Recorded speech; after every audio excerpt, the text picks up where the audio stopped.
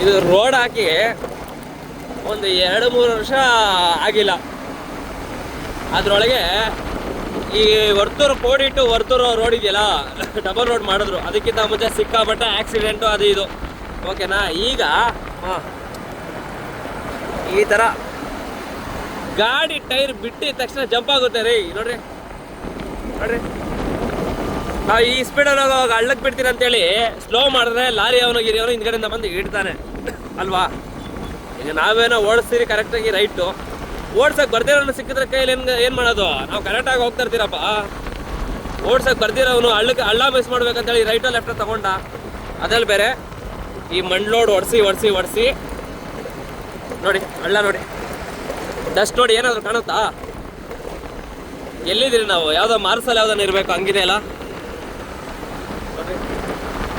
ಸಿಕ್ಕಾಬಟ್ಟೆ ಹಳ್ಳ, ಸಿಕ್ಕಾಬಟ್ಟೆ ಡಸ್ಟು. ಒಂದು ಚೂರು ರೆಡಿ ಮಾಡೋ ಒಂದು ಯೋಗ್ಯತೆನೋ ಒಂದು ಏನೂ ಇಲ್ಲ. ಅದೇ ಕರೆಕ್ಟಾಗಿ ನಿಂತ್ಕೊಳ್ಳೋನು ನಮ್ಮ ಹತ್ರ ಅಧಿಕಾರ ಬಂದಾಗ ಚಪ್ಪಲಿದಲ್ಲಿ ಹೊಡೆದ್ರೆ ಹೊಡ್ಸ್ಕೊತಾರೆ, ಇಲ್ಲಾಂದರೆ ಹಿಂಗೆ ಇದು ಮಾಡ್ತಾರೆ. ಒಂದು ಮಾನವ ಮರ್ಯಾದೆ ಜನಗಳಿಗೆ ಏನೋ ಒಂದು ಮಾಡ್ಬೇಕನ್ನೋದು ಯಾವನಿಗೂ ಇಲ್ಲ. ಇವಾಗಲಾದರೂ ಯಾರೋ ಒಬ್ಬನು ಹೇಳ್ತಾ ಇದ್ದಾನೆ, 1000 ಜನ ಹೇಳ್ತಾರೆ, ಅದನ್ನೇ ಕೇಳಲ್ಲ. ಇನ್ನು ನಾನು ಮಾಡಿದ್ದೆ ಏನು, ಬಟ್ 4 ಜನ ಓಡಾಡೋರು ಹುಷಾರಾಗಿ ಈ ರೋಡಲ್ಲಿ ಓಡಾಡಿ, ನಿಧಾನವಾಗಿ ಹೆಲ್ಮೆಟ್ ಹಾಕ್ಕೊಂಡು ಆರಾಮಾಗಿ ಓಡಾಡಿ. ಆ ಕಾರಣಕ್ಕೆ ನಾನು ವಿಡಿಯೋ ಮಾಡ್ತಾಯಿದ್ದೀನಿ. ಓಕೆ, ನಮಃ ಶಿವಾಯ.